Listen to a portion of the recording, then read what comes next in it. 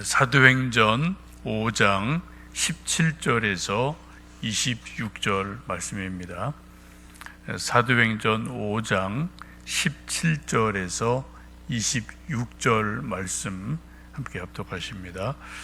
대제사장과 그와 함께 있는 사람, 즉 사두개인의 당파가 다 마음에 시기가 가득하여 일어나서 사도들을 잡아다가 옥에 가두었더니 주의 사자가 밤에 옥문을 열고 끌어내어 이르되 가서 성전에 서서 이 생명의 말씀을 다 백성에게 말하라 하매 그들이 듣고 새벽에 성전에 들어가서 가르치더니 대제사장과 그와 함께 있는 사람들이 와서 공예와 이스라엘 족속의 원로들을 다 모으고 사람을 옥에 보내어 사도들을 잡아오라 하니 부하들이 가서 옥에서 사도들을 보지 못하고 돌아와 이르되 우리가 보니 옥은 든든하게 잠기고 지키는 사람들이 문에서 있으되 문을 열고 본즉 그 안에는 한 사람도 없더이다 하니 성전 맡은 자와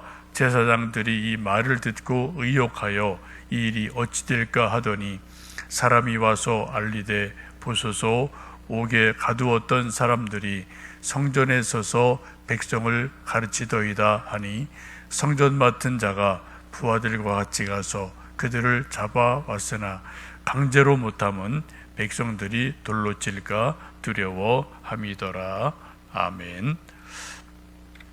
어제 읽으셨던 말씀 5장 12절 가운데 중요한 말씀은 사도들의 손을 통하여 민간의 표적과 기사를 하나님이 많이 행하셨다라는 말씀을 봅니다. 하나님은 직접 일하실 때도 있지만 사람의 손을 통해서 일하시곤 합니다. 오늘도 우리가 기도하는 손, 또 섬기는 손, 또 봉사하는 손, 그런 손이 되면 좋겠습니다. 오늘 본문의 말씀은 조금 장면이 바뀌어서 17절 말씀 보시면 사도들의 손을 통해서 기적이 일어나고 표적이 일어나고 안전배가 일어나고 하는 일들이 일어나니까 반대편에 서 있던 대제사장, 사두개인들 이런 사람들의 마음속에 시기가 가득했다라고 17절에 말씀하죠. 대제사장과 그와 함께 있는 사람, 즉 사두개인의 당파가 다 마음에 시기가 가득하여 사도들을 잡아다가 옥에 가두었다라고 말씀을 합니다.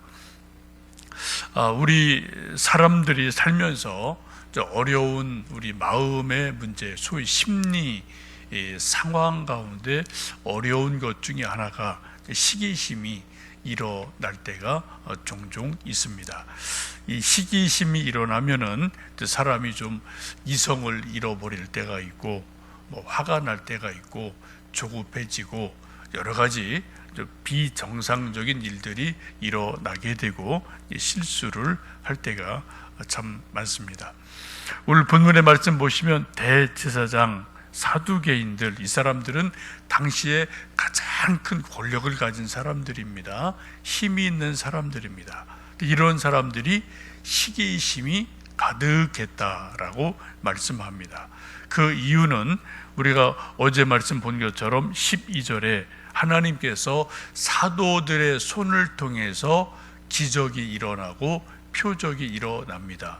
안전뱅이가 일어나고 병자가 치유가 되고 베드로는 심지어 걸어갈 때 그림자만 스쳐도 병자가 일어나는 놀라운 기적들이 일어납니다. 그러니까 막 교회가 막 부흥을 하죠. 수천 명이 회개를 하고 서로 유무상통하고 백성들로부터 칭송을 받고 예루살렘의 온 시민들이 관심이다. 베드로, 요한, 막 새로 생긴 예루살렘 교회, 여기 막 소문이 쫙 퍼지고 있습니다. 그런데 반면 성전을 지키고 있는 최고 어른인 대제사장, 또 수많은 제사장들, 이 사람들에게선 아무런 은혜로운 일이 일어나지를 않아요.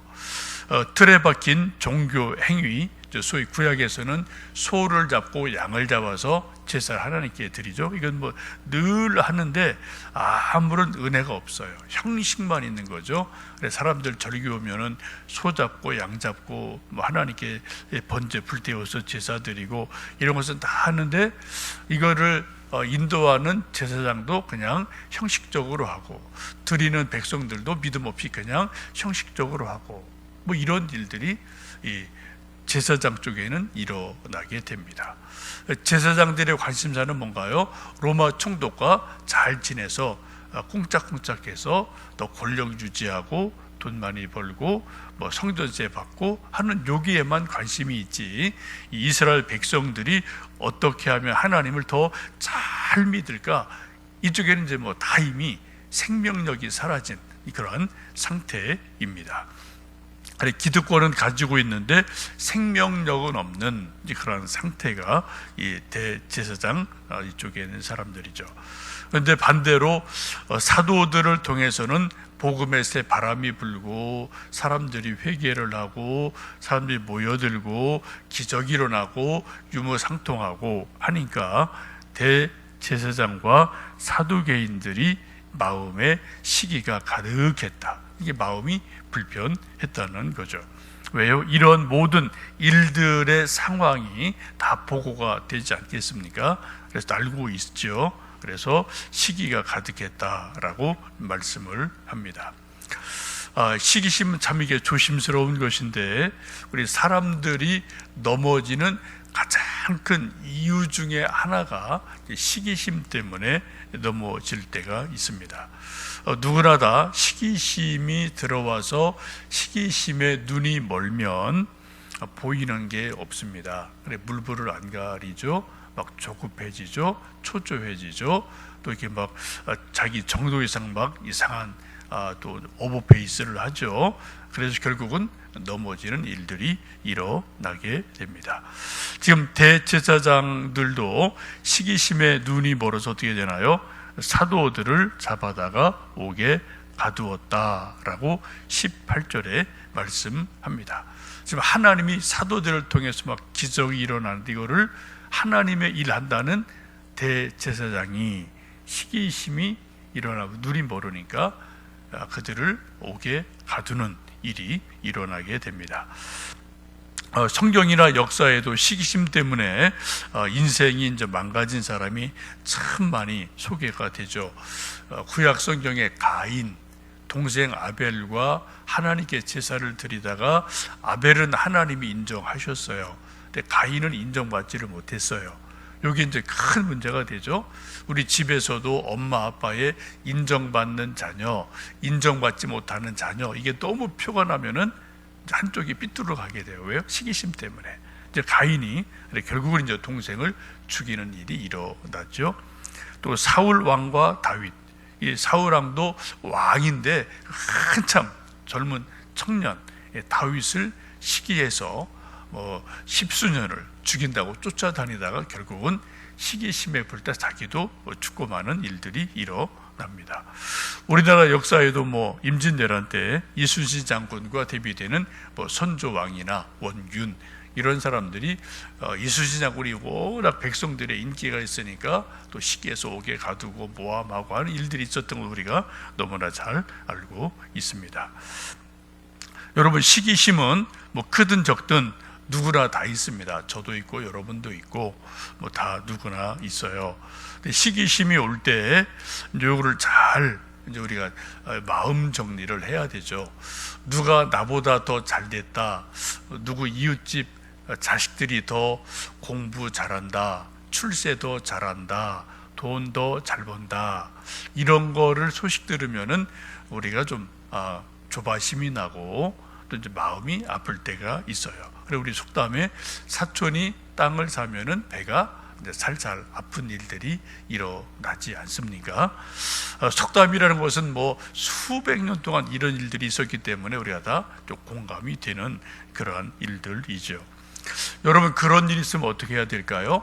두 종류가 나올 수 있겠죠. 하나는 시기심이 나서 정말 배가 아픈 거예요. 그래서 이 일 저 일 서두르다가 또 실수하는 일이 있고, 또 어떤 사람은 저쪽 자식이 더 잘하는구나, 저쪽 누가 또 더 열심을 내는구나, 그럼 도전을 받아서 부러움이 생겨서 내가 더 열심을 내야지, 내가 열심히 기도해야지, 더 열심히 공부하고 또 열심히 또 내가 노력해야지 라고 분발하고 노력하는 거로 나타날 수도 있어요. 이건 아주 좋은 거죠. 자기가 그래서 더 성장하고 또 이제 성숙할 수 있는 길이 되어집니다. 여러분, 하여튼 우리에게 이런저런 시기심들이 일어날 때가 있는데 우리 마음속에 일어나는 시기심, 요거를 잘 보셔서 그걸 잘 다스리는 지혜가 있기를 바랍니다. 이 시기심이 얼마나 우리 마음속에서 사람을 망가뜨리고 넘어뜨리는지를 성경에도 많이 말씀을 하고요. 또 이거는 이제 딱 찝어서 아주 이게 참 이거 중요한 거다, 이거 조심하시오라고 가르쳐준 우리 신앙의 선배들이 아주 많습니다. 그 중에 이제 4세기에 사막 교부, 이집트 사막에 살던 이제 위대한 믿음의 아버지를 이제 사막 교부라고 하는데, 에바고리우스라는 사람이 있습니다. 아주 유명한 분인데요. 이분이 이제 기도하고 성경 읽고 뭐 이제 사람들도 오면서 상담해주고 이런 일을 평생 한 분이에요. 이분이 자기가 성경 읽고 기도하면서 또 자기 마음을 보고 또 자기를 찾아오는 많은 사람들 만나서 이런저런 상담하고 얘기를 해보니까 사람들 마음속에는 8가지 악한 마음이 마음속에 콕 박혀 있다. 요거를 발견을 해요. 그래 책에다 그걸 써요. 그래서 이제 그것은 이제 8악덕, 8가지 악한 생각 이렇게 말을 하는데, 이것이 이제 그 제자를 통해서 유럽으로 소개가 돼요. 그래 이제 유럽에 6세기 가면은 교황 그레고리우스라는 아주 훌륭한 그런 이제 믿음의 사람이 있는데, 이분이 이거를 또 깊이 공감을 해서 이거를 이제 7개로 하나를 빼서 비슷하니까 이게 좀 줄여요. 그래 이것을 이제 그때부터 7악덕, 7가지 악한 생각 혹은 뭐 7대죄 이렇게 이제 부르게 됩니다. 가톨릭에서는 이것을 되게 이제 중요하게 여기죠. 그래 7대죄 하면은 뭐 그래 큰 뭐 살인죄를 졌다, 뭐 강도했다 이런 의미가 아니고요. 7대죄라는 것이 우리 사람들의 마음 속에 7가지 악한 생각이 있다. 7가지 악한 생각에 큰 죄가 있다. 이제 그 뜻이에요. 그래서 이렇게 이제 여러 가지 얘기를 합니다. 그게 이제 이런 거예요.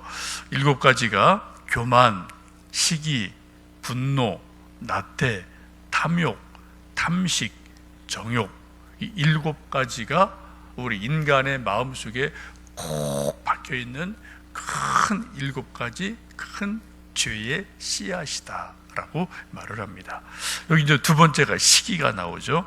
이제 에바고리우스도 시기를 말하고 그레고리우스도 시기를 말하고 하여튼 중요한 그런 우리 마음속에 있는 것을 경계해라, 그렇게 말씀을 합니다.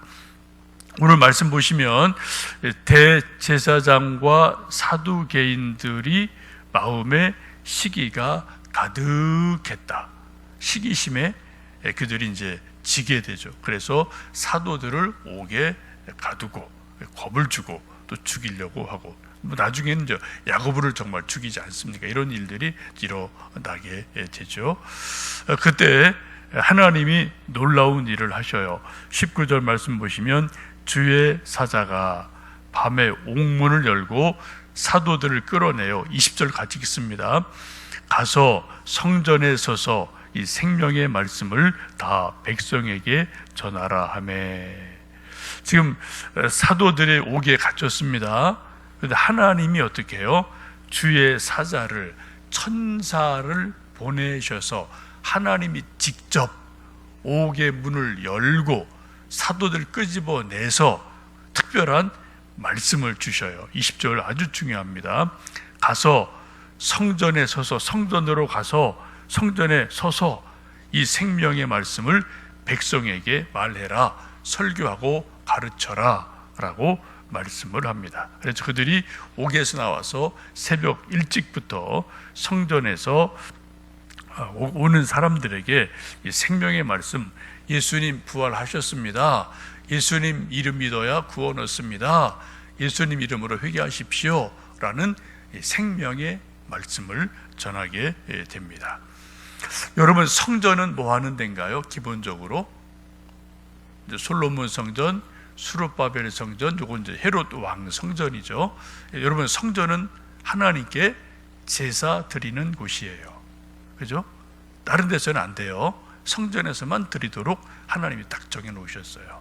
그래, 뭐 매일 아니면 안식일 날 아니면 절기를 따라서 하여튼 사람들이 몰려와서 자기 죄를 따라서 소를 잡든 양을 잡든 비둘기를 잡든 또 뭐 감사 제사를 드릴 때 양을 잡아 드리든 비둘기를 잡아 드리든 기본적인 제사는 뭡니까?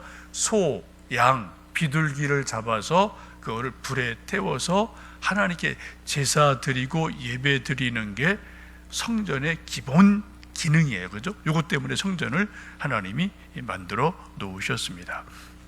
그런데 오늘 말씀을 보시면 옥에 갇혀있던 사도들을 하나님이 천사를 보내서 다시 나오게 해서 하시는 말씀이 성전에 가서 서서 이 생명의 말씀을 백성들에게 전해라 라고 말씀을 해요. 무슨 말씀입니까? 성전의 구약 기능이 다 끝났다는 거예요. 그렇죠? 이제 성전에서는 짐승 잡아서 제사 드릴 일이 없다는 거예요. 대신 뭐 하라고요? 성전에서 생명의 말씀을 전해라. 하나님의 어린 양 예수님이 모든 사람의 죄를 다 지고 이미 십자가 달려 돌아가셨기 때문에 담당하셨기 때문에 더 이상 동물 제사 필요 없다. 성전에 가서 서서 담대하게 생명의 말씀을 전해라. 예수님이 하나님의 어린 양이시다. 십자가 달려 돌아가셨다. 우리 죄 다 담당하셨다. 예수님 이름으로 구원 받는다.